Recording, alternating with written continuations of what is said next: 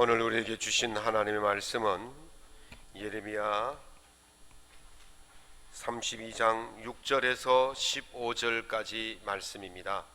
예레미야 32장 6절에서 15절까지 말씀, 제가 갖고 있는 구약성경 1103면에 있습니다. 예레미야 32장 6절에서 15절까지 말씀을 우리 한 목소리로 낭독하겠습니다. 예레미야가 이르되 여호와의 말씀이 내게 임하였느니라. 이르시기를 보라, 네 숙부 살룸의 아들 하나멜이 내게 와서 말하기를 너는 아나돗에 있는 내 밭을 사라. 이 기업을 물을 권리가 네게 있느니라 하리라 하시더니, 여호와의 말씀이 같이 나의 숙부의 아들 하나멜이 시위대 뜰 안 나에게 와서 이르되 청하노니 너는 베냐민 땅 아나돗에 있는 나의 밭을 사라. 기업의 상속권이 네게 있고 물을 권리가 네게 있으니 너를 위하여 사라 하는지라. 내가 이것이 여호와의 말씀인 줄 알았으므로 내 숙부의 아들 하나멜의 아나돗에 있는 밭을 사는데 은 17세겔을 달아주되 증서를 써서 봉인하고 증인을 세우고 은을 저울에 달아주고 법과 규례대로 봉인하고 봉인하지 아니한 매매 증서를 내가 가지고 나의 숙부의 아들 하나멜과 매매 증서의 인친 증인 앞과 시위대 뜰에 앉아있는 유다 모든 사람에서 그 매매 증서를 마세야의 손자 네리야의 아들 바룩에게 붙이며 그들의 앞에서 바룩에게 명령하여 이르되 만군의 여호와 이스라엘의 하나님께서 이와 같이 말씀하시기를 너는 이 증서 곧 봉인하고 봉인하지 않은 매매 증서를 가지고 토기에 담아 오랫동안 보존하게 하라. 만군의 여호와 이스라엘의 하나님께서 이와 같이 말씀하시니라. 사람이 이 땅에서 집과 밭과 포도원을 다시 사게 되리라 하셨다 하니라. 아멘. 오늘 본문 말씀을 가지고 우리를 위해 손해보러 오신 예수님이란 제목으로 하나님 말씀의 은혜를 함께 나누고자 합니다. 이 말씀의 부제, 속제목은 복줄내로 오시는 예수님, 이런 뜻으로 한번 말씀을 나눠보고자 합니다. 돼지가 소에게 불평을 합니다. 사람들은 나를 왜 싫어하는지 몰라. 난 죽어서 고기도 주고 머리도 주고 심지어는 발목까지 다 주는데 왜 사람들이 욕할 때마다 이 돼지 같은 놈, 그렇게 욕을 하는지 몰라. 그랬더니 소가 가만히 듣고 있다가 이렇게 말합니다. 너는 죽어서 베풀고 나는 살아서 베풀지 않니? 아마 그 차이가 아닐까, 그렇게 이야기를 했어요. 돼지는 살아있을 동안 자기밖에 모릅니다. 그래서 그냥 자기밖에 모르다가 죽으면 이제 사람들이 처분을 하잖아요. 소시지도 만들고 족발도 만들고 돼지 머리 눌린 것도 만들고 그렇게 해서 강제로 나눠줘 버리죠. 그러나 소는 살았을 때 밭도 갈고 논도 갈고 또 우유도 주고 그렇게 살아있을 때 많이 베푸는, 그래서 강제로 베풀어지느냐 아니면 자의적으로 베풀어지느냐에 따라서 욕을 먹기도 하고 또 칭찬받기도 한다, 그렇게 봅니다. 왜 사람들이 자기가 가지고 있는 것을 이 의지적으로 자기의 자원에서 베풀지 못하고 남에 의해서 강제로 베품을 당하게 되느냐? 심리학에서는 이걸 손실 회피 성향이다, 그렇게 말합니다. 보통은요, 남의 손에 든 떡이 더 커 보입니까? 내 손에 든 떡이 더 커 보입니까? 네? 남의 손에 든 떡이 더 커 보입니다, 보통은. 그런데 이 손실 회피 성향에 빠지게 되어지면 내 손에 든 떡이 더 커 보여요. 그래서 나온 말이 얻는 기쁨보다는 잃는 슬픔이 2배가 된다는 거죠. 똑같은 것이라 할지라도 저 사람이 잃는 거는 별로 가슴이 안 아파요. 그런데 내가 잃는 거는 저 사람이 잃는 것보다도 훨씬 더 큰 고통과 아픔이 다가옵니다. 어떤 사람이 암에 걸렸다, 죽을 병에 걸렸다, 아이고 그러나 그렇게 하고 치우지만 내 손톱 밑에 가시가 들면 이건 세상이 무너지는 일이에요. 그 암 걸린 것보다도 훨씬 더 큰 고통이 바로 내 고통인 거죠. 그래서 손실 회피 성향은 바로 내 손에 든 것이 가장 귀하고 가치 있기 때문에 어떤 것도 빼앗기기 싫은 그 마음을 이야기합니다. 예수님을 찾아온 그 부자 관원이 영생에 대해서 물었습니다. 결국 이 예수님과 대화 중에서 이 젊은 청년이 근심하며 돌아갔다 그랬습니다. 영생과 재물 두 가지를 두고 비교했을 때 이 청년은 자기 손에 든 그 재물의 가치를 영생의 가치보다 더 귀하게 둔 거죠. 영생은 무한합니다. 재물은 유한합니다. 재물은 있다가 없어지지만 영생은 영원토록 가는 거예요. 하나님과 여러분이 영원토록 함께 하시기를 예수님의 이름으로 축원합니다. 이게 가장 귀한 거예요. 이 가장 귀한 영생을 얻기 위해서 오늘 여러분들이 그 바쁜 일정과 여러 가지 귀한 밖의 일들을 다 버려두고 오늘 이 예배에 참여하신 줄로 믿습니다. 여러분의 가치는 영생이 더 귀하다고 보는 거예요. 그래서 이곳에 온 거잖아요. 그런데 이 젊은 청년은 어떻게 했습니까? 그 재물의 가치를 더 귀하게 본 거예요. 내 안에 있는 그 재물의 가치를 더 귀하게 봤기 때문에 아직 오지 않는 그 영생은 손에 잡히지 않기 때문에 그것을 포기하고 재물을 따라갔다, 그렇게 말씀하고 있습니다. 이것을 우리가 이제 다른 말로 하면 보유 효과다, 그렇게 말합니다. 내 손에 든 것이 훨씬 더 가치가 있다는 거죠. 그래서 손에서 놓지 않으려고 합니다. 더 가치 있는 것을 내 손에 들고 있는데 왜 그것을 손에 보려고 처분하겠습니까? 손해 보지 않으려는 그 마음, 그것 때문에 사람들이 괴로워하고 슬퍼하고 아파하는 것입니다. 그래서 오늘 본문 말씀은 성도가 이 땅에서 살아갈 때에 어떤 모습으로 살아가는 것이 바람직한 모습인지를 우리에게 말씀하고 있어요. 오늘 본문의 기록 시기는 유다 땅, 유다 왕국의 마지막 왕인 시드기야 왕에 있었던 일입니다. 제가 계속 말씀을 드립니다마는 유다가 멸망할 때 바벨론이 3번 침공했다 그랬습니다.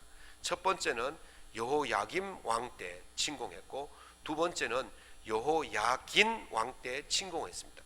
이제 세 번째가 누구냐면 바로 이 시드기야 왕입니다. 제가 이걸 한 4-5번 했는 것 같은데 이제 다 외웠겠죠?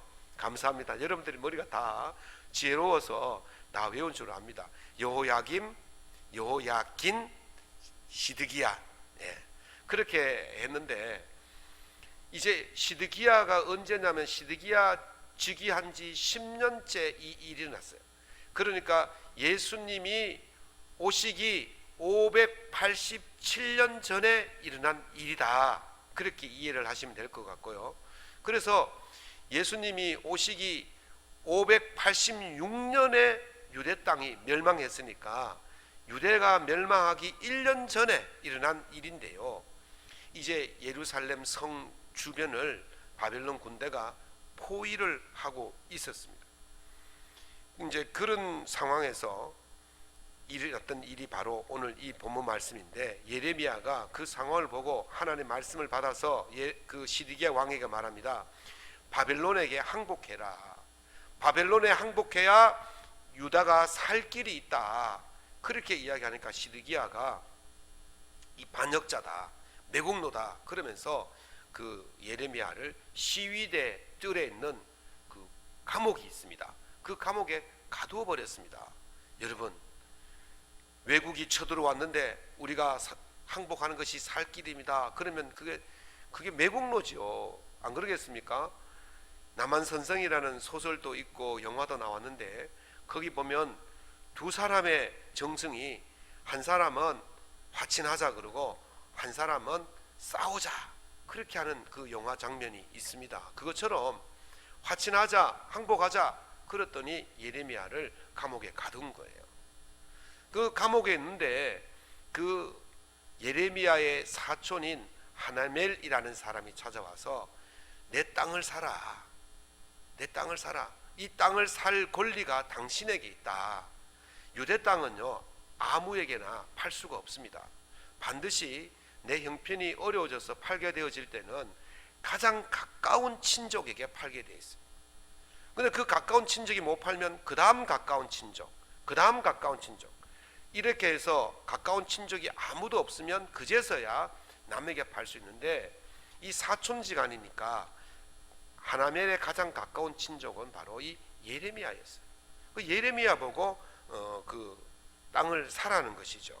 그런데 이 땅을 살 수 없는 이유가 두 가지가 있지 않겠습니까? 하나는 지금 밖에 바벨론 군대가 이 성을 에워싸고 있어요. 바벨론 군대가 이 성을 에워싸고 있으면 도망가기 바쁜데 언제 그 땅을 사고 그 땅에다 농사를 지을 수 있겠습니까? 바벨론이 쳐들어와서 예루살렘을 멸망시키면 어떻게 되겠습니까? 포로로 끌려가든지 죽든지 땅이 아무 의미가 없는 그런 것이에요. 그런데 그 땅을 사라는 거예요. 여러분 같으면 사겠습니까? 지금 전쟁이 일어났어요. 적군이 지금 코앞에 와 있는데 우리 이 땅 사주세요 그러면 그 땅 사겠다는 사람 누가 있겠습니까? 그거는 바보 같은 짓이에요. 두 번째 이유는 지금 예레미야가 어디에 있습니까? 감옥에 갇혀 있는 거예요. 감옥에 갇혀서 왕의 말 한마디면 죽을 수밖에 없는 그런 상황인데 그 땅을 사서 어떻게 하겠냐 말이죠. 그런데 그 땅을 사라는 거예요. 그 땅을 사면 바보 같은 이유가 되겠습니다. 그런데 그런 상태에 있는, 그런 위기 중에 있는 상황 속에서 이렇게 하지도 못하고 저렇게 하지도 못하고 망설이고 있는 그런 가운데 하나님께서 예레미야에게 그 땅을 사라, 그 땅을 사라 그렇게 말씀하십니다. 어떻게 보면 네가 손해를 보라는 거예요. 그 하나멜이 왜 이런 시국에 땅을 팔려고 하겠습니까? 이유가 뭐겠습니까? 땅을 팔아서 돈을 마련해서 뭐 하겠습니까? 도망가려고 하는 거예요. 가장 약사 빠른 사람 아니겠습니까? 이런 시국에 빨리 돈을 챙겨서 빨리 예루살렘 성을 벗어나서 적군이 쳐들어오지 않는 그런 곳으로 도망가야 되는 거예요. 정말 지혜로운 사람이. 그런데 그런 시국에 땅을 산다? 이거는 어리석은 사람이죠. 그런데 하나님께서 그 땅을 사라는데 평소의 값보다 훨씬 더 많은 돈을 주고 땅을 사게 되는 것입니다. 왜 그럴까? 성도는요, 사람을 상대하는 사람이 아니라 하나님을 상대하는 사람인 줄로 믿습니다. 그래서 그 땅을 사는 거예요. 박노해 시인이 쓴 참 사람이 사는 법이라는 시가 있어요. 그거 제가 몇 소절 읽어드리는데요. 손해보더라도 착하게 친절하게 살자. 따라해봅시다. 손해보더라도 착하게 친절하게 살자. 상처받더라도 정직하게 마음을 열고 살자. 상처받더라도 정직하게 마음을 열고 살자. 좀 뒤처지더라도 서로 돕고 함께 나누며 살자. 좀 뒤처지더라도 함께 나누며 살자. 우리는 우리의 삶은 사람을 상대하는 보다는 하늘을 상대하는 것이다. 그렇게 이야기했어요. 우리의 삶은 사람을 상대하는 것이 아니라 하늘을 상대하는 사람은 손해를 보더라도 정직하게, 상처 입더라도 친절하게 마음문을 열고 그렇게 살아가는 사람이 하늘을 상대하고 사는 사람이라는 거예요. 세상에도 하늘을 상대하는 사람들의 마음은 이런데 하물며 하나님을 믿고 하나님을 섬기고 하나님의 뜻을 따르고 하나님을 상대하는 사람들의 그 삶의 모습은 어떠해야 하겠냐는 거죠. 예레미야는요, 선지자예요. 하나님 말씀을 전하고 하나님의 복음을 전하고 그 말씀을 따라가는 그런 사람입니다. 예레미야가 감옥에 갇힌 것도 자기 말이 아니라 하나님의 말씀을 전하려 하다가 감옥에 갇힌 거죠. 하나님 때문에 자신의 손해를 입은 것입니다. 그렇게 하나님의 뜻을 따라서 손해를 당하더라도 그렇게 가는 것입니다. 지금 누가 봐도 그 땅을 사면 안 되는 그런 상황인데 그 땅을 사는 이유가 무엇입니까? 하나님을 상대하고 있기 때문에, 하나님께서 하라고 하셨기 때문에 그렇게 하는 것입니다. 예레미야가 어리석어 그런 게 아니에요.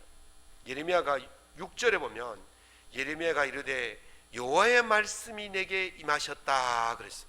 여호와의 말씀이 내게 임하셨다. 8절에 보면 여호와의 말씀과 같이 내가 이것이 여호와의 말씀인 줄 알고 그랬어요. 그러니까 하나님의 뜻을 따라서 살아갔다는 거죠. 비록 지금 이것이 내게 손해가 오고 내가 막대한 그 손해를 받는다 할지라도 하나님의 뜻이라면 그렇게 했다는 것입니다. 그것이 손해가 되든 이익이 되든 하나님께서 그렇게 하라고 하셨기 때문에 그렇게 하는 것입니다. 손해와 이익이 중요한 것이 아니라 하나님의 뜻이 중요한 거예요. 우리는 땅의 사람을 상대하는 것이 아니라 하나님을 상대하기 때문에 하나님의 뜻이 무엇인지를 아는 거예요. 내가 지금 손해를 보고 안 보고 그게 중요한 것이 아니라 하나님이 무슨 말씀을 하시는지, 하나님이 어떻게 생각하시는지, 하나님께서 내게 어떤 지시를 하시는지, 하나님의 뜻이 무엇인지를 헤아려 그 뜻을 따라가는 것이 하나님을 상대하는 사람의 모습인 것입니다. 성도는 하나님을 상대하는 자들인 줄로 믿습니다. 예수님께서 하나님을 상대하고 사는 사람들의 모습을 어떻게 말씀하셨는지 마태복음 5장 39절에서 44절에 보면 이런 말씀이 있습니다. 나는 너희에게 이르노니 악한 자를 대적하지 말라.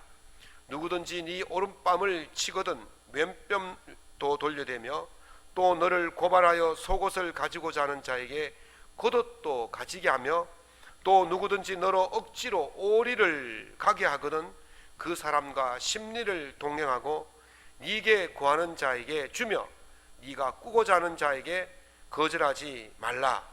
너희 원수를 사랑하며 너희를 박해하는 자를 위하여 기도하라. 아멘. 10원짜리 한 장도 세상 사람들은 손해보지 않으려고 합니다. 그걸 손해보려는 것은 바보 같은 짓입니다.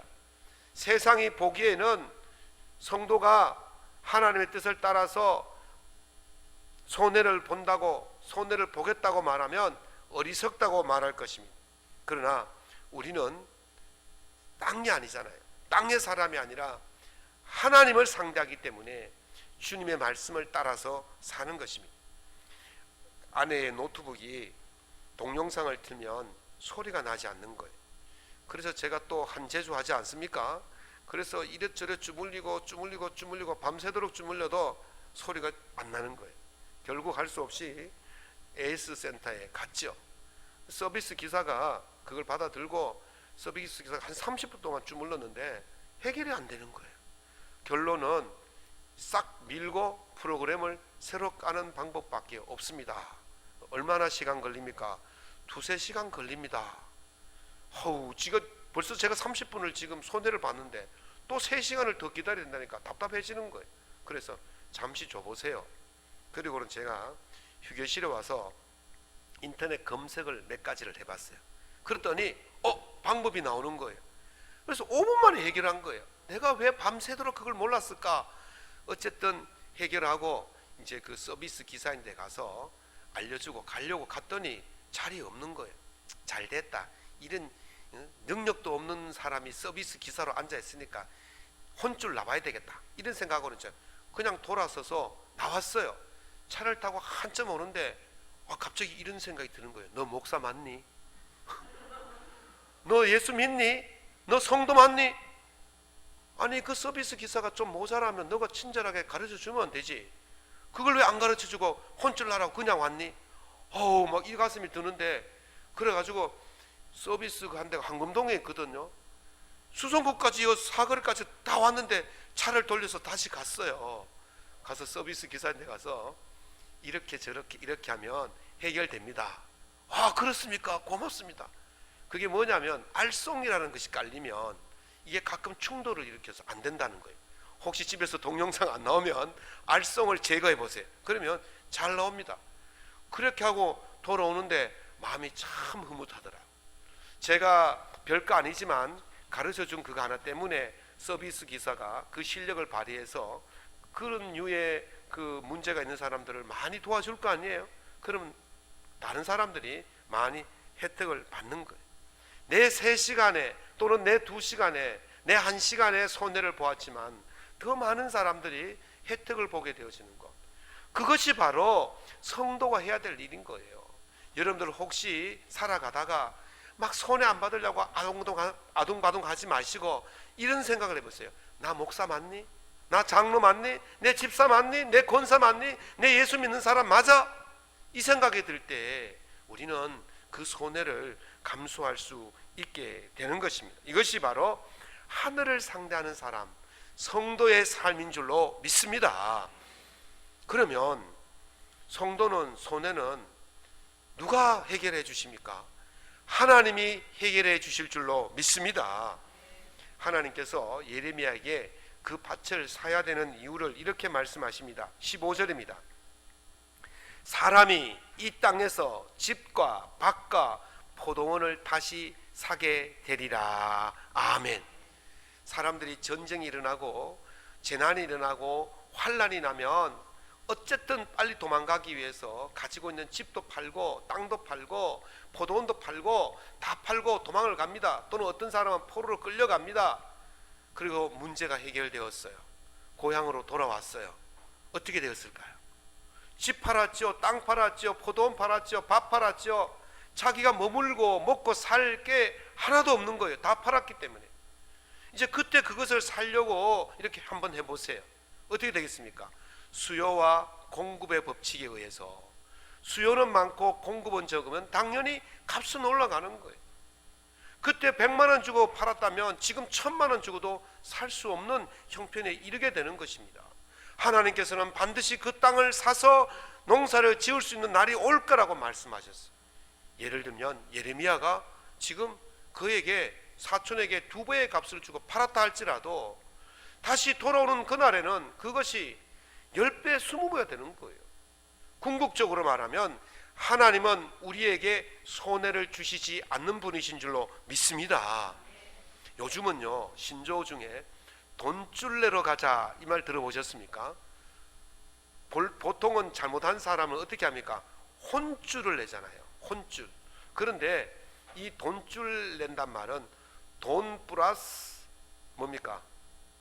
혼줄, 이걸 합성해요. 그래서 혼을 내지 않고 돈줄을 낸다는 거예요. 이제 그 착한 가게, 선한 일을 한 사람들에게 그 미담을 듣고 그 사람을 돕기 위해서 이제 막 뭐 물건을 사주고 배달을 시키고 막 팁을 많이 주고 이런 걸 바로 돈줄입니다. 혼줄을 안 내고 돈을 줘서 상을 하겠다는 거예요. 그리고 가게 같으면 어떻습니까? 그 뭐 가게 평가하는 나는 있지 않습니까? 별점 5개 주면 이 가게는 괜찮다는 거고 1개짜리는 이 가게는 가면 안 된다는 건데 거다가 막 사람들이요 너도 나도 막 별점 5개를 막 다 붙여주는 거예요. 막 댓글을 쭉 그래가지고 이 가게가 소문이 나고 사람들에게 인기를 끌고 장사가 잘 되도록 해주는 거, 이게 바로 돈줄 내는 거거든요. 그런 미담들이 몇 가지가 있더라고요. 제가 오늘 아침에도 잠깐 나오면서 그게 7시인가 뭐 봤는데 7시 8시인가 봤더니만 한 그 횟집을 하는 청년 사장이 있어요. 32살짜리 청년 사장이 자기 집 앞에 차가 갑자기 스르륵 쓰더래요. 뭔가 봤더니만 이 운전하시던 분이 졸도를 한 거예요. 그 자리에서 뭐 심장에 문제가 왔겠죠. 그래가지고 가가지고 주먹으로 막 창문을 깨니까 창문이 주먹으로 깨집니까? 벽돌을 주워서 막 두드려 깨고 누가 망치 갖다 주면 깨다가 손가락에 인대가 나가버렸어요. 그 유리창 파편에. 그래도 막 피를 철철 흘리면서 그 사람을 끄집어내가지고 인공 그게 뭡니까 호흡을 하고 그리고 119 불러가지고 해가지고 그 사람이 살았어요. 다행히. 그거 이명 영상에 퍼지고 소문이 나니까 막 그래서 그 마지막에 그 프로에서 돈줄 내러 갑시다 그렇게 이야기하더라고요. 그리고 또 한 번은 요 최근에 나왔던데 7살 딸을 둔 아버지가 실직을 했어요. 부인은 없고 그래서 딸 하나 던데 7살 난 딸이 생일이 다가왔는데 뭐 먹고 싶니 그랬더니 치킨 피자를 먹고 싶다는 거예요. 그런데 아버지 주머니에 510원밖에 없는 거예요. 7살짜리 딸 생일날 그 치킨 하나, 피자 한 판 못 시켜주는 아버지의 마음이 얼마나 아프겠습니까? 그래서 그 전에 시켰던 그 피자집에 전화를 해서 내가 실직을 당해서 지금 돈이 주머니에 510원밖에 없습니다. 내가 며칠 뒤면 그 수급자 그 돈이 나오는데 그때 꼭 드릴 테니까 피자하고 치킨하고 좀 주시면 안 되겠습니까? 그랬더니 사장님이 걱정하지 말라고 그러면서 피자하고 치킨하고 한 보따리를 보냈는데 그 영수증에다 뭐라 했냐면 결제 완료 이렇게 영수증을 붙여가지고 보낸 거예요. 그러면서 하는 말이 따님이 먹고 싶다고 하면 언제든지 전화하십시오. 제가 무료로 드리겠습니다. 그걸 이제 이분이 너무 감동을 받으니까 그걸 인터넷에 올린 거예요. 그랬더니 막 전부 다 막 돈줄 내러 가자 그러면서 막 그 집에다가 막 주문하고 막 별점 올리고 난리가 아닌 거예요. 지금 내 하나 손해보는 것이 손해보는 것 같지만 궁극적으로 큰 은혜가 있게 될 줄로 믿습니다. 예수님께서 말씀하시기를 이같이 한즉 하늘에 계신 너희 아버지의 아들이 되리라. 아멘. 이같이 한즉 어떻게 내가 선한 마음으로 이웃을 위해서 손해를 보면 하나님의 뜻을 따라서 손해를 보면 하나님께서 너는 내 아들이다 그렇게 칭한다는 거예요. 여러분 어느 게 더 대박되고 어떻게 수지 맞는 일입니까? 하나님의 아들이 되는 일이 수지 맞는 일인 줄로 믿습니다. 그래서 바울 사도는 우리가 선을 행하되 낙심하지 말지니 포기하지 아니하면 때가 이름에 거두리라. 아멘. 지금 손해를 보는 것 같지만 손해가 아니에요. 그걸 누가 갚아주신다고요? 하나님이 갚아주시는 줄로 믿습니다. 그래서 저는 이걸 복줄내로 오시는 하나님이라고 해요. 복줄. 네? 세상 사람들은 돈줄로 그 사람을 칭찬하지만 하나님은 복으로 우리를 칭찬하실 줄로 믿습니다. 복줄내로 오시는 거예요. 하나님이 복줄내로 오실 때에 그 복을 받을 수 있는 우리 성도들 될 수 있기를 예수 이름으로 축원합니다. 예수님의 탄생하실 때에 누울 자리가 없어서 마구간 구위에 누우셨지 않습니까? 예수님께서 복음을 전하실 때 머리 둘 곳조차 없으셔서 광야에서 돌베개 베고 주무시고 그리고 그 배에 고무를 베고 주무셨지 않습니까? 예수님께서 죽으실 때 편안한 집에서 죽으신 것이 아니라 가장 처참한 방법인 십자가에서 죽으셨지 않습니까? 예수님께서 묻힐 무덤이 없으셔서 남의 무덤에 묻히셨지 않습니까? 왜 그렇게 하늘 가장 좋은 곳을 버려두고 이 땅에 그런 고통과 손해를 당하시려고 내려오셨습니까? 바로 우리를 위해서 그렇게 하신 줄로 믿습니다. 우리를 영원한 구원으로 인도하시기 위해서 그렇게 손해를 보신 거예요. 우리를 영원히 살리기 위해서 그렇게 주님은 모든 것을 버리는 손해를 보신 것입니다. 주님의 손해가 손해로 끝났습니까? 그렇게 하지 않으셨습니다. 하나님은 예수 그리스도를 통해서 우리를 영원한 생명으로 인도하신 줄로 믿습니다. 예수의 발 앞에 모든 무릎이 꿇고 그의 이름을 찬양하도록 만드셨고 하늘 보좌에 올리셔서 모든 만물이 그를 경배하도록 가장 높은 곳으로 올리신 줄로 믿습니다. 주님의 손해는 손해가 아니었어요. 우리를 살리는 이익이었고 만물의 경배를 받는 이익을 받으시게 된 줄로 믿습니다. 예레미야는 현실적으로 가장 부당하다고 느꼈을 거예요. 지금이 어느 시국인데 내가 손해를 봐야 됩니까? 지금 내가 이 땅을 산들 밭을 갈 수만 있고 포도의 농사를 지을 수 있겠습니까? 언제 죽을지 모르는데 어떻게 이렇게 말씀하실 수 있겠습니까? 라고 반문할 수 있지만 그것이 하나님의 뜻이기 때문에 하나님께서 원하시기 때문에 하나님을 상다는 사람이기 때문에 그는 그 손해를 감수한 줄로 믿습니다. 그래서 하나님께서는 그를 세워주시고 보상해 주시는 것입니다. 예수님께서 우리를 위해서 손해 보시면서까지 모든 것을 다 들으셨어요. 그래서 오늘 우리도 우리를 위해서 오신 그 주님이 손해 받으신 그 뜻을 따라서 우리가 그렇게 살면 어떤 복이 임하느냐. 히브리서 11장 6절에 믿음이 없이는 기쁘시게 못하나니 하나님께 나아가는 자는 반드시 그가 계신 것과 또한 그가 자기를 찾는 자들에게 상 주시는 이심을 믿어야 할지니라. 아멘. 이 말씀처럼 궁극적으로 지금 손해는 하나님이 해결해 주시고 갚아 주시고 복줄내로 오실 것을 믿고 그 말씀 따라 살면 그 주님의 복줄이 오늘 우리에게 임하게 될 줄로 믿습니다. 이 대림절 기간 동안 복줄내로 오시는 예수님을 맞이할 수 있도록 여러분의 삶을 주님 앞에서 정직하게 살아갈 수 있기를 예수님 이름으로 축원합니다.